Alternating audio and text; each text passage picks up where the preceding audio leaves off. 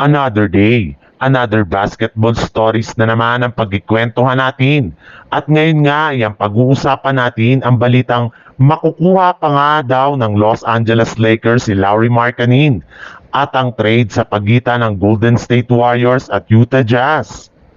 Ayon rin naman nga sa ibinulgar ng isang NBA insider, posible pa rin naman nga daw na makagawa ang Lakers ng trade sa mga susunod na linggo. Lalo pat, tuloy na tuloy pa rin nga daw ang pagkuha ng Los Angeles Lakers sa kanilang mga target sa trade. At base nga sa isang source, isa nga daw sa mga target na makuha pa ng Lakers bago magtapos ang offseason ay si Lauri Markkanen. Ayon nga sa ibinulgar ng isang NBA insider, isa nga daw si Markkanen sa mga tinatarget nilang kunin para itandem kay Luka Doncic kapag tuluyan ang nagretiro o umalis sa team si LeBron James. At maaari nga daw po nila itong makuha mula sa Utah Jazz gamit si Rui Hachimura sa isang blockbuster trade.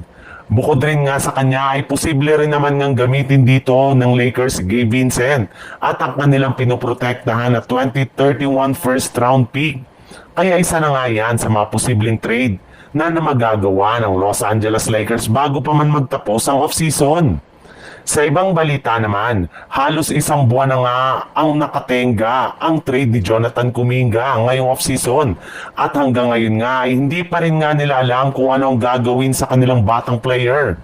Bagamat man nga may mga teams na gusto siyang makuha sa isang trade at mismong si Kuminga nga ang nagsabi na gusto niyang lumipat ng ibang kupunan, ay pinipigilan pa rin naman nga ito mismo ng front office ng Warriors.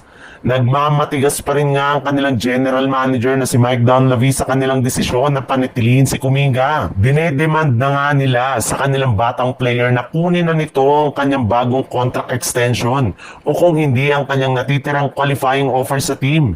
Subalit, dahil nga sobrang natatagalan ang transaksyon ng Golden State Warriors kay Kuminga, ay naapektuhan na rin naman nga nito ang iba pa nilang malalaking plano ngayong offseason. Kaya kailangan na nga ito lang madaliin sa pamamagitan ng inilabas na isang trade kasama ang kupunan ng Utah Jazz kung saan makukuha nga nila dito ng Jazz si Kuminga habang ang Golden State Warriors naman ay masusungkit si George Niang at 2 first round pick.